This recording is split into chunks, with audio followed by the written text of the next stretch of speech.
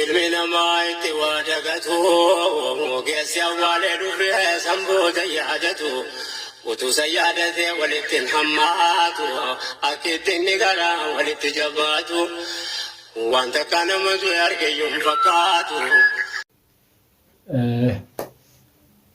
Duraan dursoo assalaamu alaikum warahmatullahi wabarakatuh. Warroonni biyya keessaa fi kan biyya alaa jirtanilleen hordoftoota keenya guyyaa har'aa waama xiqqoo tokko hanguma silaa dandeenyuun yaada walii dabarsinaa wayiin immoo ergaa walii dabarsina jennee dhufne. Nuti immoo akka ammaas immoo tuyyuu yuutubaroota biyya Yaman kana keessa jirutti akkuma isinis quba qabdanii torbaan kana gadda guddaa tokko keessa jirra. Haa ta'u nuti jennu malee Oromoo guutuun kan biyya keessaa kan biyya alaa bakkuma jirutti guutuun isaa gadda san namni quba qabu hedduun gaddee ture. Akkuma waliin beeknu gaa obboleettii teenna Hayaattuu bee Rabbi rahmata ishee haa godhu.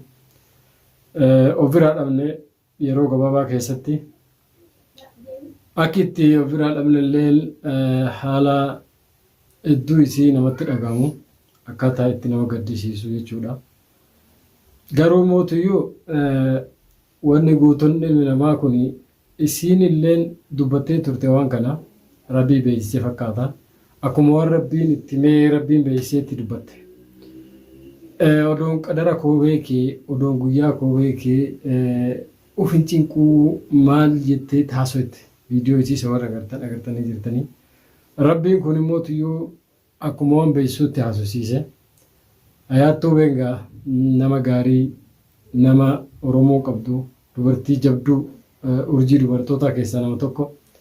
Haasofni isii mi'aawaa hojiin isii bareedaa akkuma waliin beeknu jechuudha.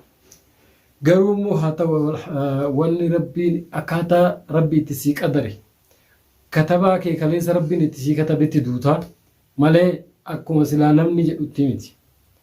Haa ta'u garuu immoo tuyyuu asirratti du'a Hayaattuu bee kanarratti waa hedduu agarreeti waa hedduu irraa baranneesi.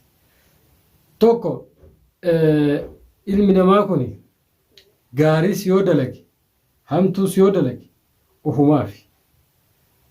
Hayaattuu been akkuma isin agartanitti nama wanna jireenya ofii keessatti kushu'a islaamaatiin deemu nama yoo viidiyoo makamuu waraabe wannaan ala bahee miiraan ala bahee yeroo gammadees yeroo gaddees yeroo gammadees akka gammachiisu hin taane akka intala islaamaa takkatti of eeggannaan kushu'an wudu'an jechuudha.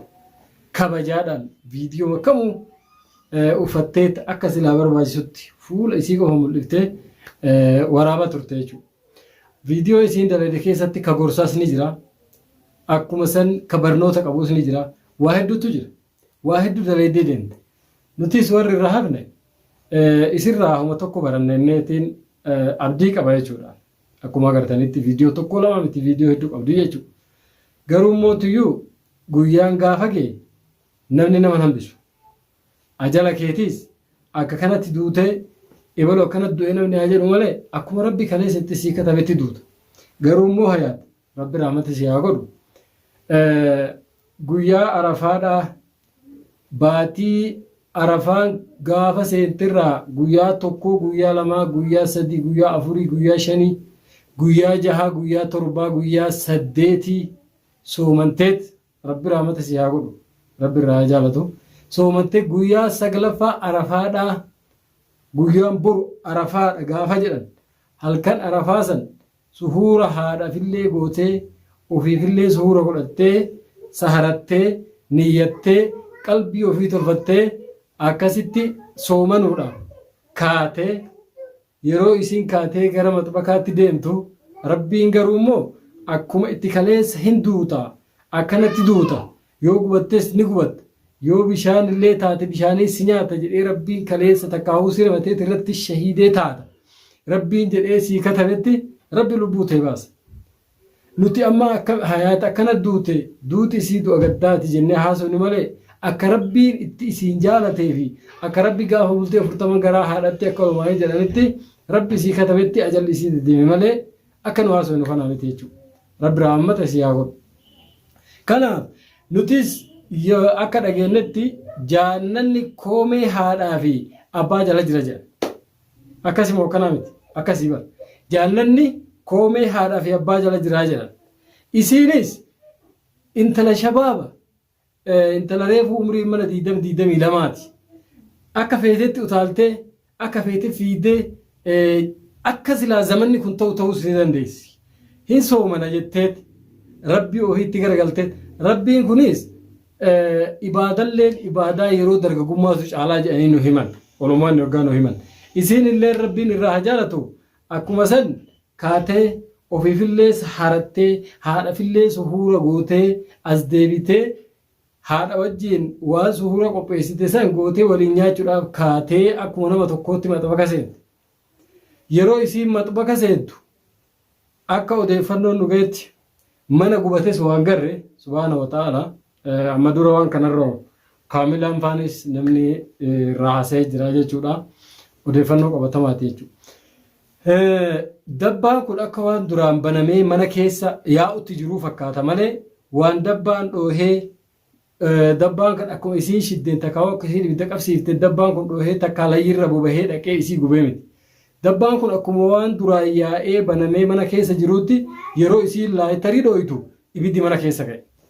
Ibiddi mana keessa ka'e sunis rabbiin immoo tuyyuu subhaana wa ta'ala waaruma duraan kaleessa qadara isii qadaree akkanatti duutaaf lallabeefin lubbuu isii baase malee waan mana keessa jirus waan takka hin gubne meeshaa mana keessallee wanni takka hin guban. Subhaanallah. Huccuu isii qofaa fi qaama isii qofa gubate jechuudha.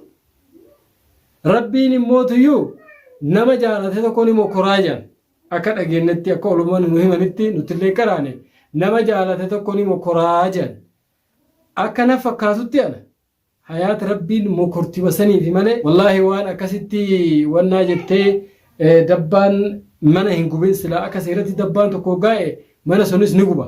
Amma duras namni dabbaan mana keessatti qabatee dhoohee jedhagarree jira mana fa'aatu sitti gajjigaa waa hedduu manni gubachuu jira waa hedduu jira kunis hin taane kaayaati. Isima qofaa gubate rabbi rahmataa godhuuf akka rabbiin kaleessa itti qadaree fi rabbiin kalee itti lallabe rabbiin itti jaalatetti duute rabbi warra jaannataa isii haa taasisu aalii fi firaafis rabbi sabrii haa kennu ilmaan isiitis rabbiin kan bakka ga'u rabbi haa taasisu. Anillee waa beekafillee nama daran waa beeka jedhee viidiyoo kana waraan garuu wanni garaas nyaatu akkuma reef isiniin jedhe kana jaannanni koomee haadhaaf abbaa jala jira jedhanii. Jettiin tun akkaataa lubbuu isiin itti baate silaa rartillee achumatti hirriba ofiitiin sa'aatii sanillee dabarsuu ni dandeessi. Kaatetiin faxaradhee baatiin arafaa kun yoo sooman keerii qabaa rabbiin qalbii isiitti darbee isii shabaabaa tana haadhaafillee tola ooltee kaatee ammas waan rabbiin jaalatu dalagadhettee kaatee lubbuu dhuufisii badde. Kanaaf jaannanni koomee haadhaa jala jiraan sun yoo dhugaa taate isii tajaannataatti rabbi warra jaannataa godhu. Maaliif haadhaaf jecha kaatee suuraadhaaf gootee ofillee harachuuf jecha lubbuun isii baatee jechuudha. Odoo karaa rabbiitirratti deemtu wanni kun irra gahe.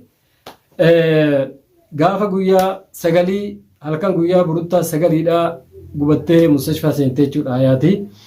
Akkasumatti achittis yaalamaa turtee dhaqanii namni hanguma danda'uu fi silaa barbaachisu bira dhabatee odumaa yaalaa jiru yaala kana yoo yaalanis gaa lubbuu oolchaan hin jirtu.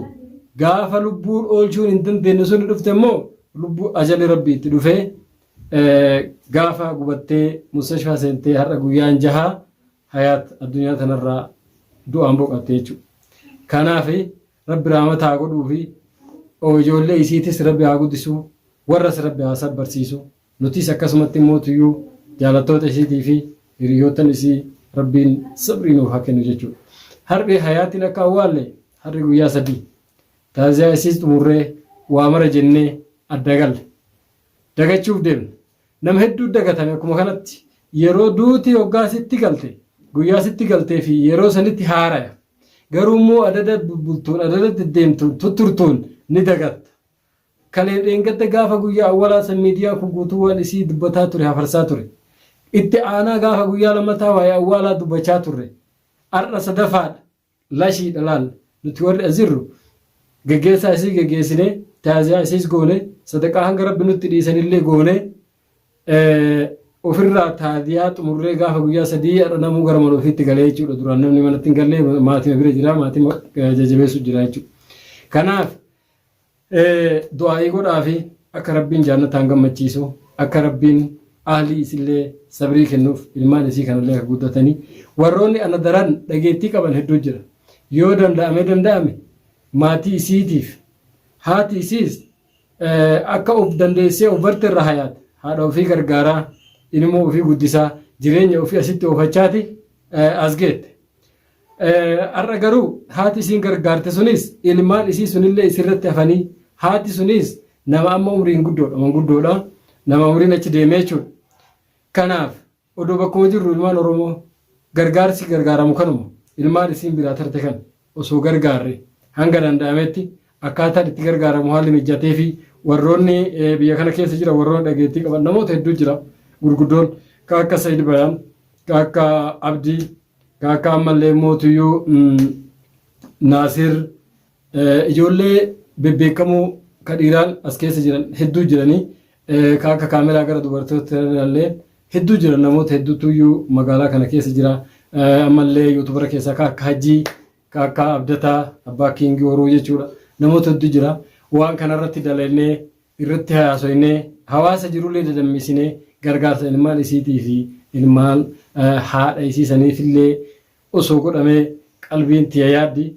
Kanaaf namoonni hedduun asirratti hoggaa baatanii haasofitanii yuutubee keessan guddifachuu fi maali lakki yuutubee yoo guddifachuu barbaanne ilmaan Oromoo hedduu jira huma biraa dalagnee guddifan garuu huma qalbiin ta'e maaf hin jenne yoo akkana jettee xiqqoo isillee taatu waa wannaa jettee chaannu keessaa wannaa jettuuf akka hiriyyaatii fi akka nama biyya kana jiruutti waa haasofne malee namarra waa beekneetiif miti bakkuma jirtanitti Sayid fa'aa fi Abdii fa'aa Hajjii warroota hedduu jiranii maqaan isaanii dhahuu fi xonnannee yuutubarrii nama hedduu ilmaan Oromoos biyya kana keessa jiran yaman kana keessa hedduudha maatii hayaatiif gargaarsis odoo godhamee irra caaltuun immoo gargaarsi guddaan kan rabbiiti rabbi haa gargaaru ilmoo isillee rabbi haa guddisu maatilleen rabbi haa sabbarsiisu jecha anarraaf wanni qabadhee dhufe uma kana ilmaan Oromoo bakkuma jirtanitti immoo duuti hayaatiin haaraa miti garuu duuti haaraawwan nu taate akka malee itti duute intala xiqqoo dhaqa cara cabtee waan jennuuf garuu immoo akka rabbitti sii akka tabe idaa ja'a ajaluhum sa'ata walaa yastakiruuna sa'ata walaa yastakdimuun akkuma rabbiin jedhu namni guyyaa ofii bira hin dabarsu daqiiqaa takkan dabarsu sekondii takkan akka rugaafa rabbiin addunyaa tanarraa hin galtasiin jedhe jechuudha. Taayaatis sanuma rabbi rahmataa godhuuf rabbi warra jannataa taasisu bakkuma jirtanitti akkuma amantii keessanitti rabbiin kadhadhaa fi rabbi rahmataa godhuuf isiniin jedha. Insha Allah amma hedduu akkasitti mirqaana gammachuun haasofnu san hin qabnu gaddatu nutti jira. Dhugumatti hamilee cabne of jibbinee jiruma addunyaa tanaayyuu of jibbinee hayaatiin akkana taati jenna malee nuti boru waan taanu hin beeynu akka rabbi nu godhu hin beeynu. Kanaafi rabbi rahmataa godhuu fi maatifillee rabbi sabrii haa kennuu fi ilmaan isillee rabbi haa guddisuu jenna. Yoo dandeenye viidiyoo biraatiin hanga walitti deebinu insha Allah.